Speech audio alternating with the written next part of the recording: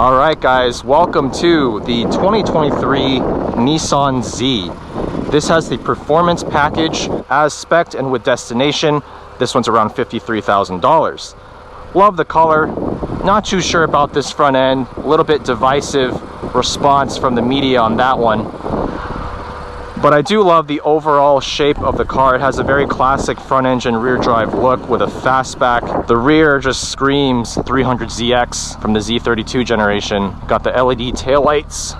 Love the Z logo, but how does it drive? This thing is powered by a 3-liter twin turbocharged V6 engine making 400 horsepower, 350 pound-feet of torque. With the performance package, we get the 19-inch wheels, we get the larger brakes, and crucially, we get the limited slip differential.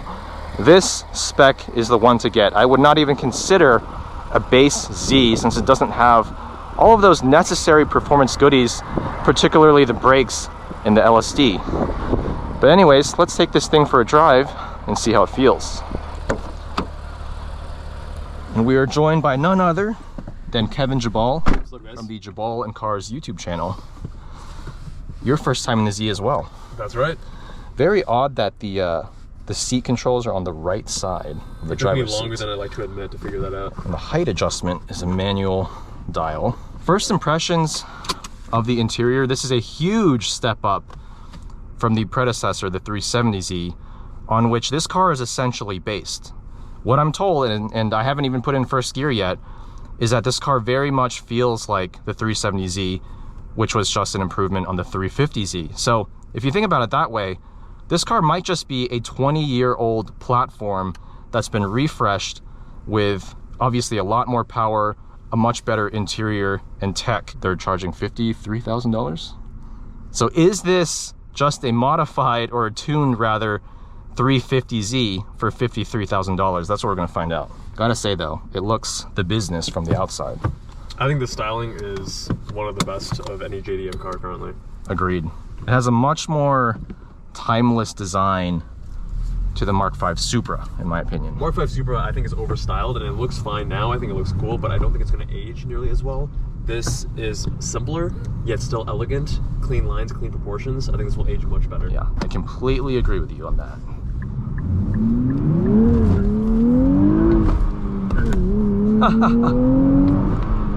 This thing has a ton of torque and also a ton of rev hang, at least in that 1 to 2 shift. It does not like to be shifted fast. This transmission feels 100% 370Z/350Z. It has that truck-like feel, high effort through the gates, and I don't know, kind of clunky. It's not very elegant, and I was finding that going from 5th to 4th, it's actually easy to misshift. It's not as intuitive to get it into the right gate. Yeah. Definitely nowhere near as satisfying and precise as a GR86 or BRZ transmission. Not that those cars are direct competitors, but we have to bring that car up because we absolutely each what own would you that. say about the transmission versus the Supra? I like the Supra transmission better. It's slicker. It does have a little bit of rubberiness because it ultimately is a ZF, but it's been tuned by Toyota. This feels every bit 350/370Z. I would say the Supra transmission is far superior to this. Yes. I like this steering wheel though. 3-spoke. It's not overly thick. We don't like them too thick. Speak for yourself. The engine makes a very V6 sound.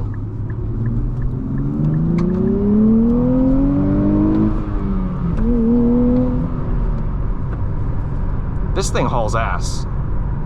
No doubt. 400 horsepower, 350 pound-feet in a 3,500 pound car. The power to weight ratio is pretty good. It's on par with the Mark V Supra. Now that being said, about 100 pounds heavier. Technically, on paper, this makes 18 more horsepower than the Supra, 400 versus 382. But in a straight line, I do think the Supra feels a little bit more hooked up.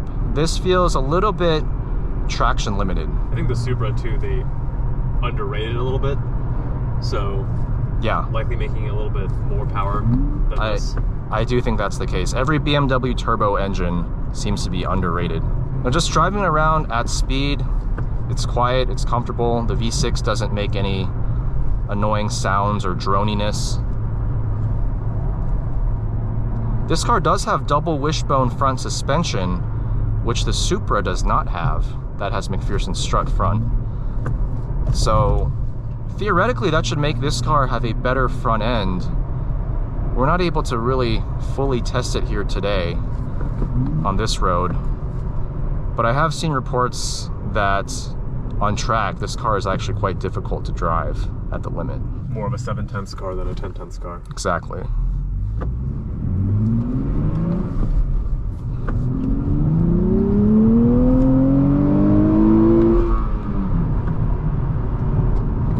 Gearing is a tad long, but it makes sense given the power output of the car. I think second goes up to around 63 miles an hour.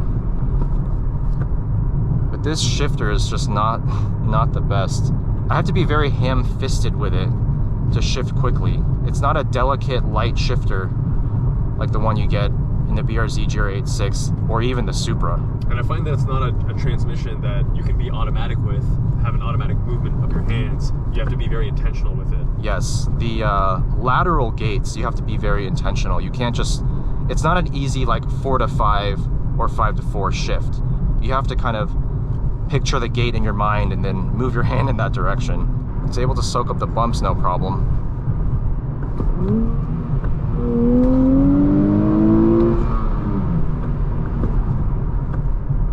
The throttle response is not bad at all. Easy to heel toe.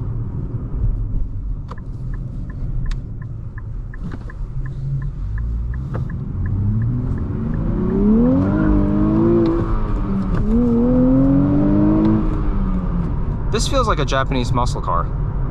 I think when I reviewed a 370Z many years back, that's kind of what I concluded with that car as well. This car feels even more muscle car than that because now this has a ridiculous amount of torque. You can just light those rear tires up so easily. Granted, it's not the grippiest tire. I think it's a Bridgestone summer tire. Definitely less grip than a PS4S. Maybe even less grip than the Pilot Super Sport that you can get on the GR Supra. Driving around slowly, shifting at low RPM, perfectly comfortable. You do hear the engine a bit. It's not the greatest sound if I'm being honest. There's not a whole lot of induction sound. It honestly sounds like the 370Z to me. I'm sure there are some differences if I drove them back to back, but the initial character, the tone, reminds me of that 3.7 liter V6. At least I don't think this is piping any fake sound into the cabin. At least I can't perceive that. Whereas in the GR Supra, it's like 80% just fake sound coming through. Very driver-focused cockpit. We have the 3 gauges here for boost pressure, turbo speed, and battery voltage pointed towards me. Digital gauge cluster, very easy to read, good contrast, nice deep black levels. I'm not a huge fan of the glossy plastic on the steering wheel. Looks like a bit of a fingerprint magnet, also just feels a little bit cheap.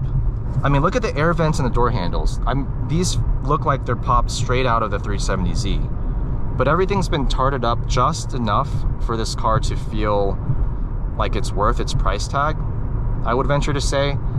But if you have driven those previous cars or even owned them, the 350 and the 370, this will feel very much in line with them. It feels like an updated version. Visibility out the front is fine. You do get a little bit of that hood bulge.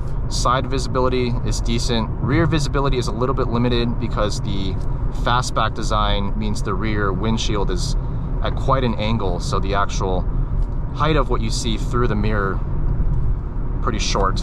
But overall, I would say the visibility is better than the Supras, that's for sure.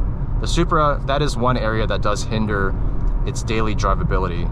And also related to the visibility, with that low roofline, I find it very difficult to get in and out of, especially Agreed. with a helmet. I've like cramped, I've had cramps in my abdomen from trying to get in. Because you've driven the Supra multiple times now on street and track. Correct.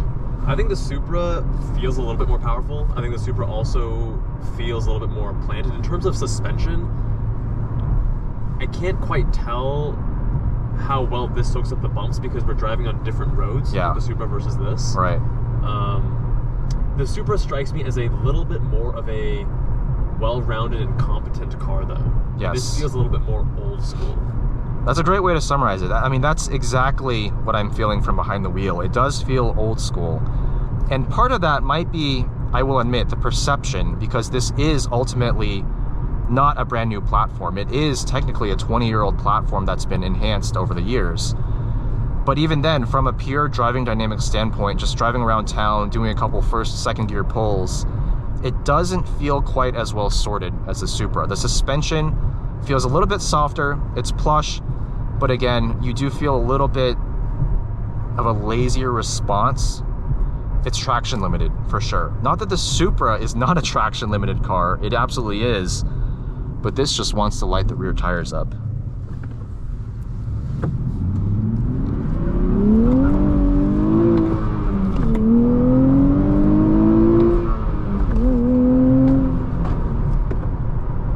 And we have all the systems on, but I'm still able to chirp the rear tires no problem. So to summarize, the new Nissan Z feels very much like the old generation Z cars, but just modernized just enough to bring it into modern times, I guess you can say. The interior is nice and refined, the ride quality is excellent, overall build quality seems good, no squeaks or rattles. Granted, this car only has 2,200 miles.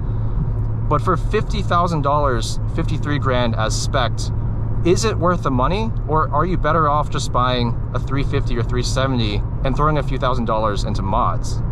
I don't know, that's for you guys to decide. I personally like the idea of buying a car brand new with a full factory warranty and just having it work and having it feel good, having modern technology and a refined ride quality, low NVH levels.